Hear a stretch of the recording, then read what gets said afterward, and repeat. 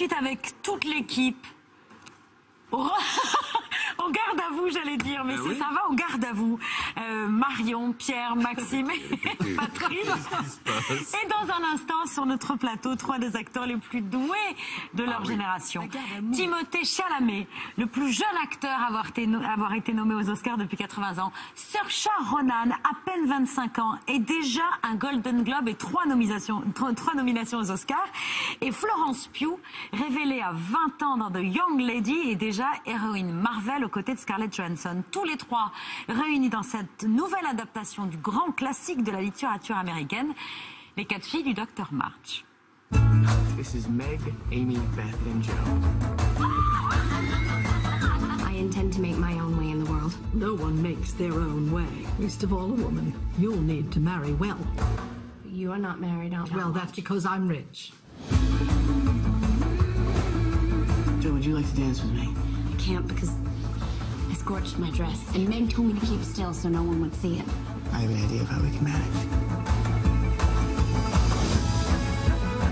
Joe is a lost cause. So you are your family's hope now. I believe we have some power over who we love. It isn't something that just happens to a person.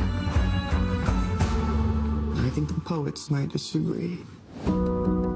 We can leave right now. I'll sell stories. Joe. And you should be an actress and you should have a life on the stage. Just because my dreams are different than yours doesn't mean they're unimportant.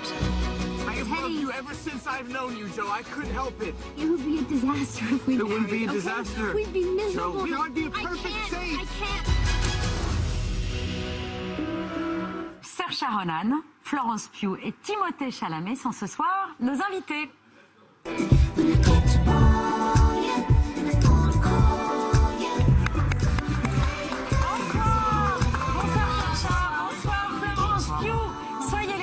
Sur le plateau de C'est à vous, je vous présente toute l'équipe, Maxime, Pierre, Marion et Patrick. Salut, nous dit Timothée parce qu'il est français.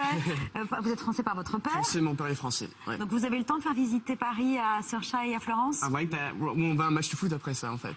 Ah, vraiment? Vous allez voir Paris Saint-Germain, Galatasaray. C'est ça. Vous allez vous porter chance. Vous aimez le foot, les filles?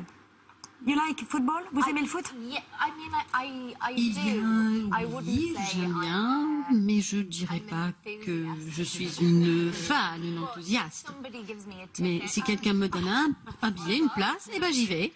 so I'm very excited. Donc je suis très enthousiaste. D'habitude, la première fois que des jeunes touristes viennent à Paris, ils vont voir la Tour Eiffel, ils vont rarement au Parc des Princes. Mais enfin, qu'est-ce que vous voulez que je vous dise?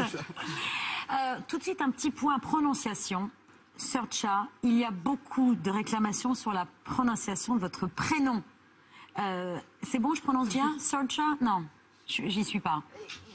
I think for French. Je pense que, en ce qui concerne le français, pour une prononciation à la française, Saoirse, c'est pas mal, c'est bien. In Ireland, we En Irlande, on dirait Saoirse, Saoirse, Saoirse, Saoirse, Ah, but you guys can say Saoirse. mais vous pouvez tout à fait dire Saoirse.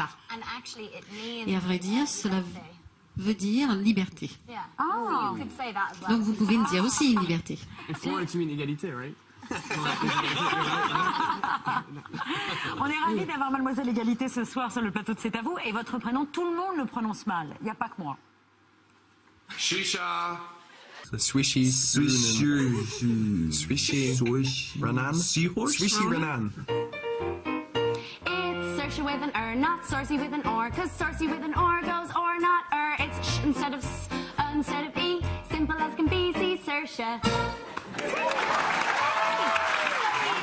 Et en plus, vous chantez divinement bien. Florence, pas de problème. Florence, c'est facile. En revanche, votre nom de famille, c'est plus compliqué. C'est Pugh, parce qu'on aurait tendance à dire Pug, nous, si on lisait littéralement en français. I know. Je sais, c'est pas facile. Spanish say poo, which is Les Espagnols disent pou, ce qui n'est pas très élégant. you know, I try my best Mais to bon, explain. je fais de mon mieux pour leur expliquer que ce n'est pas pou. Vous vous connaissiez tous les trois avant de partager l'affiche des sœurs du Dr March? Moi et Saoirse, on avait fait un film Lady Bird ensemble. Et Florence, on s'est rencontrés 2 ans à un dîner à Londres. Et, At a party, à la yeah. party. Une fête? Ouais, un dîner fête, je sais pas. C'était bizarre, on était les seules personnes de notre âge.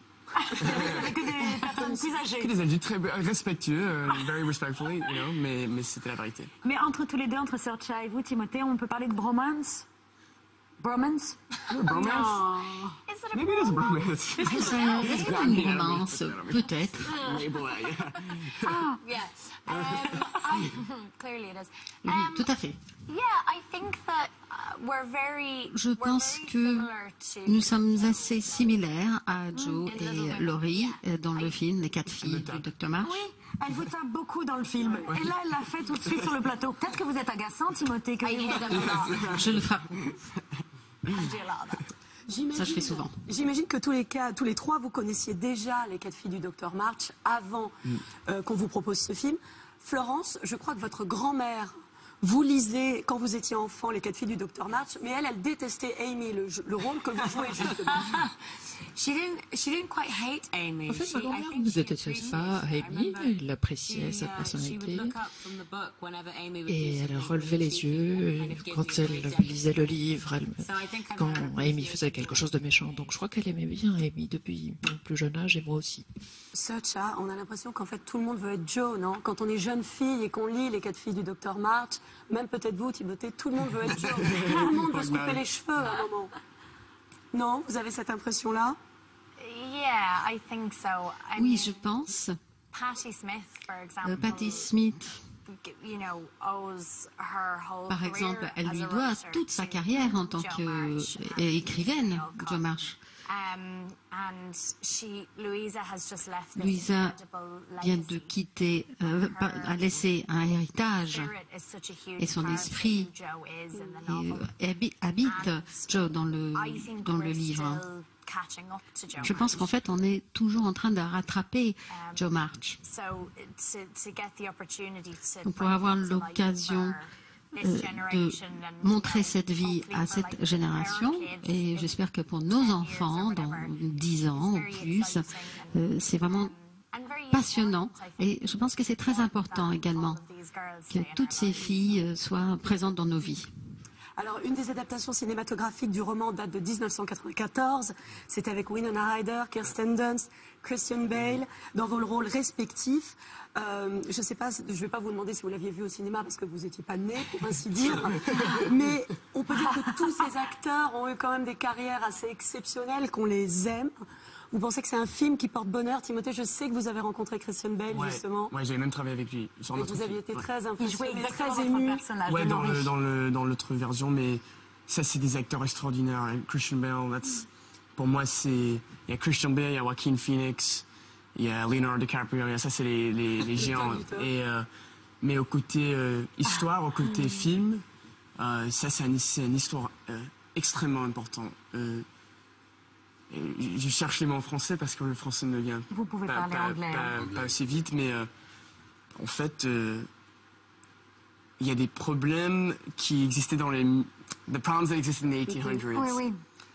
Qui existait au 19e siècle. Et c'est pas évident. Et ce qu'a fait Greta Gerwig, la réalisatrice de ce film, aussi l'actrice dans Frances Ha, et beaucoup de films extraordinaires, elle a fait un boulot vraiment super. Et moi,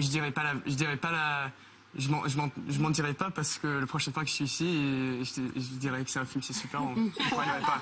Mais, She's at the football match. Elle est au match actuellement, hein. Greta, justement, la réalisatrice, elle tarit pas d'éloges sur vous. Elle dit que vous êtes un mélange, je cite, vous en parliez justement, de Christian Bale, Daniel Day-Lewis et Leonardo DiCaprio. Est-ce que vous êtes d'accord avec ça? Alors, Yeah, I mean, you dress like Oui, Daniel tu t'habilles comme Daniel Day-Lewis, c'est sûr. No, but he Mais is. c'est vrai, hein. He's one of our best actors. Il est un des meilleurs acteurs de notre génération. C'est vrai, j'ai travaillé avec lui 2 fois, à 2 reprises, dans 2 films totalement différents. Donc, Exciting. c'est vraiment passionnant de travailler avec lui. Aussi avec Flo. ah, voilà. You know, I think the thing that I love about Je pense que ce que working with him is that j'adore we're all vraiment very different avec actors. Timothée, c'est que nous sommes des comédiens totalement différents. Et c'est très passionnant de voir ce qui va en sortir. C'est vraiment merveilleux de le voir passer d'une force à une autre force. It's from the movie, right? This is the ring that C'est la our bague friendship ring in the film de notre brings us. amitié dans le film. Ah, et Florence, vous avez gardé quelque chose du film? Une des robes à crinoline que vous portez, non? I wish it wouldn't fit in my suitcase. Mais ça ne rentrerait pas dans ma valise. No, I don't think I did. I think Je crois que j'ai pas gardé quoi que ce soit, mais j'ai réussi à voler un petit ruban ou quelque chose. But no, all of our costumes have gone C'est nos into hiding costumes because they're obviously incredibly cachés parce qu'ils sont très précieux. Maybe one day if they keep on. Mais peut-être qu'un jour, si je continue à les à la caméra, ils me les donneront. Timothée le disait, cette histoire, elle est indémodable puisqu'elle parle de l'émancipation des femmes. Elle est extrêmement féministe, cette histoire. Amy et Joe, ce sont des femmes à poigne. Elles savent ce qu'elles veulent et c'est important encore aujourd'hui de porter ce message-là, Florence. Oui, absolument. Personnellement, de mon point de vue en tout cas,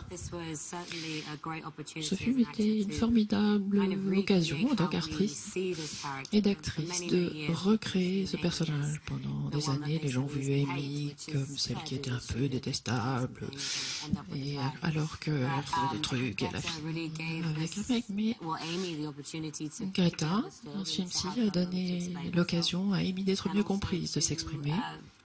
Et aussi, d'une certaine manière, d'avoir ses propres fans qui se retrouvent dans le personnage de Amy, qui n'a pas été le cas dans des éditions précédentes. Et si je peux dire ça, c'est dans cette version, ce qui est super, c'est que Amy, dans les autres versions, c'est un personnage un peu plus... superficiel. Yes.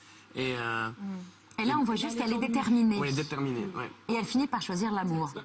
Et c'est un des grands thèmes du film aussi que... Ouais.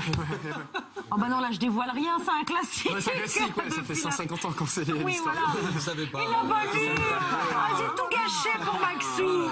C'est pas possible. Pierre. Il paraît que pendant les répétitions, la merveilleuse Greta Gerwig a voulu vous faire danser. Oui. Je crois que Florence, vous étiez sur un tournage, mais elle vous a fait danser pour que, non pas pour briser la glace, mais vous vous sentiez encore plus à l'aise, c'est vrai?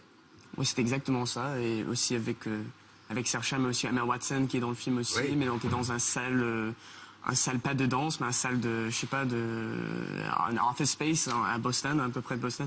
On avait dansé 1 heure, 2 heures, et c'est mieux parce que... Non, mais the rehearsal. Oh, yes. C'est vrai qu'on répétait pas mal. Hein. C'était beaucoup, et ça faisait beaucoup de notre préparation. Pour moi, surtout, c'est pas de danse.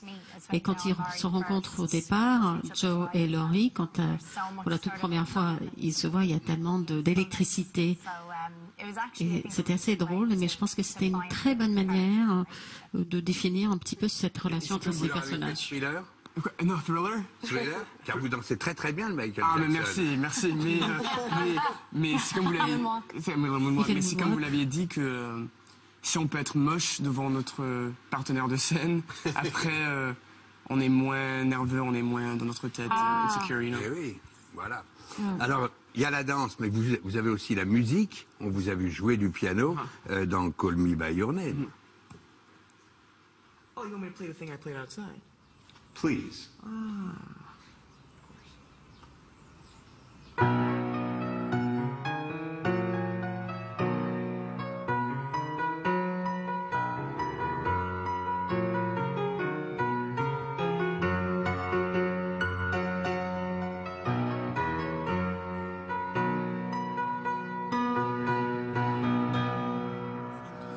Et là, c'est vraiment vous, Timothée? C'est moi. Bon, très bien. Et il y a un homme qui s'appelle Roberto Solci, il habite dans un petit village qui s'appelle Crema, en Italie. Et grâce à lui, j'ai beaucoup appris. Timothée est musicien, mais vous chantez très bien, Saoirse, on l'a entendu. Et Florence, sous le nom de Flossie Rose, vous avez un talent fou à la guitare aussi. Hein? Vous pourriez faire un groupe tous les trois. Wow, oh là là. Non mais ça... Quand j'étais plus jeune, ma mère ne comprenait pas l'histoire de YouTube. Elle croyait que c'était comme un endroit où YouTube, c'était un endroit où on stockait des vidéos. Donc, elle m'a offert des leçons de guitare et j'avais un nombre de fans, une petite dizaine de fans.